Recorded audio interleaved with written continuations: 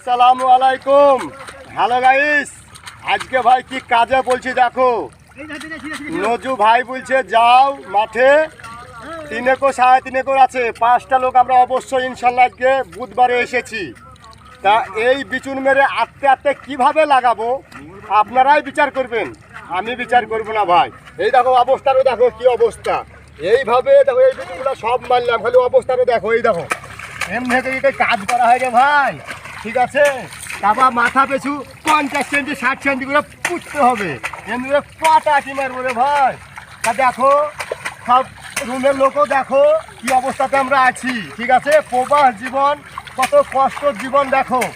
এইভাবে যদি বিচন মারিলে কতক্ষণ মারবো, হ্যাঁ 2 পুন 2.5 পুন কতক্ষণ মারবো ভাই। এই দেখো কত সুন্দর হলো সেই আটি।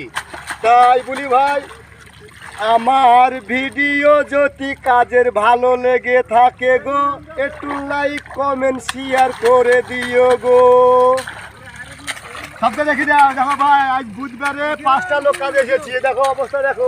ওই দেখো ওই দেখো, এই দেখো কি মার হয়েছে দেখো শুধু আজ। ওই দেখো কি মার হয়েছে দেখো, এই দেখো। আসসালামু আলাইকুম।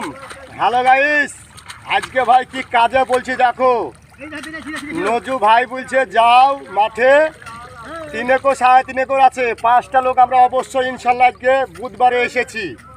তা এই বিচুন মেরে আটতে আটতে কীভাবে লাগাবো আপনারাই বিচার করবেন, আমি বিচার করব না ভাই।